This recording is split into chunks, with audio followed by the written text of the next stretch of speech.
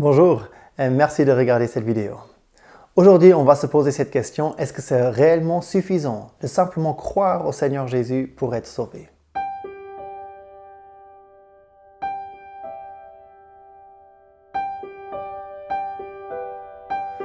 Voyez, en Acte 16, verset 31, il est dit « Crois au Seigneur Jésus et tu seras sauvé ».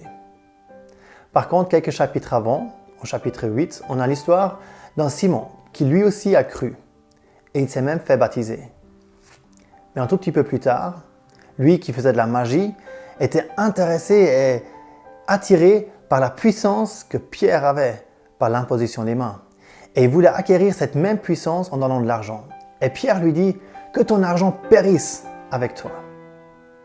Donc c'était quelqu'un qui avait cru avant et qui maintenant périssait.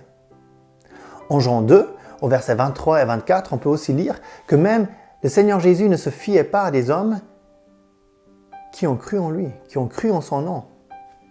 Pourquoi? Est-ce que cela veut dire qu'il faut croire, mais il faut aussi ajouter quelque chose encore? Il y a quelque chose qu'on doit peut-être faire encore? Pour comprendre ces versets, il faut se pencher un tout petit peu sur ce mot « croire ». Croire peut signifier différentes choses. Si je vous dis par exemple, est-ce que vous croyez aux extraterrestres? Ce que je vous demande en fait, c'est est-ce que vous croyez à l'existence des extraterrestres?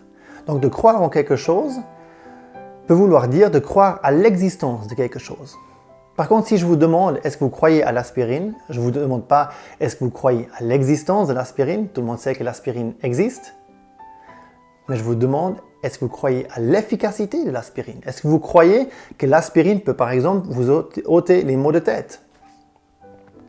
La foi chrétienne, quand elle dit « Crois au Seigneur Jésus et tu seras sauvé », la question n'est pas ici de croire dans l'existence du Seigneur Jésus. C'est un fait historique.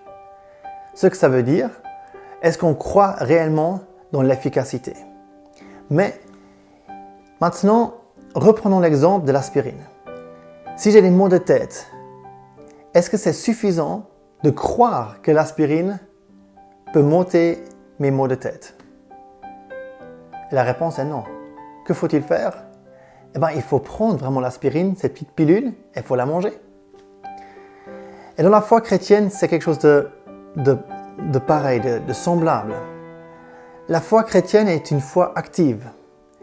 La foi chrétienne n'est pas juste quelque chose où on admet comme vrai une certaine chose. Cela ne suffit pas d'admettre comme vrai que le Seigneur Jésus est mort pour nos péchés. D'admettre ces choses ne nous sauve pas. C'est de comprendre que c'est quelque chose de personnel. Vous voyez, d'admettre que quelque chose est vrai, c'est quelque chose de général. On admet que le Seigneur Jésus est mort pour tout le monde, donc aussi pour moi. C'est quelque chose de général. Mais la foi chrétienne est quelque chose de personnel.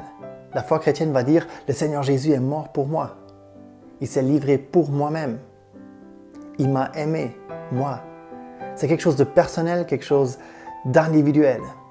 D'admettre que quelque chose est vrai, comme j'ai dit, c'est quelque chose de passif. La foi chrétienne, de croire au Seigneur Jésus, à salut, c'est quelque chose qui est actif, où on est actif. Et si on reprend cette même image de cette foi qui est active, c'est ce qu'on retrouve aussi en Jacques 2. Jacques 2 nous dit que la foi sans les œuvres est morte.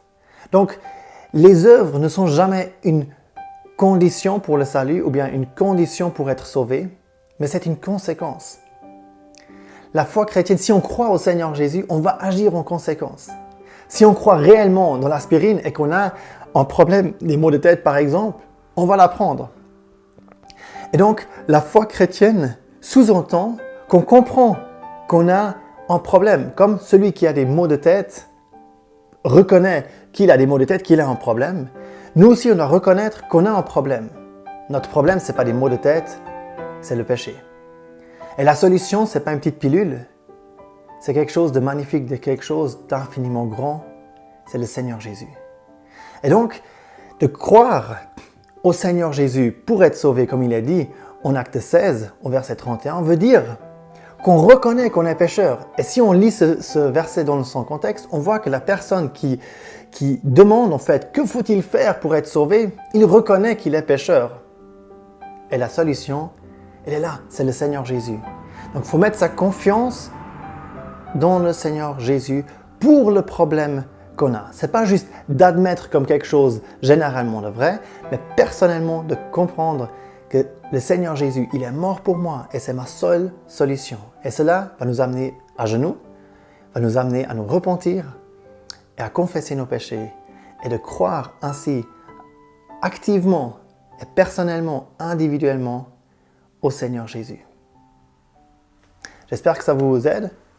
Et si vous avez des questions, n'hésitez pas à m'écrire ou de laisser des commentaires. Merci et à bientôt.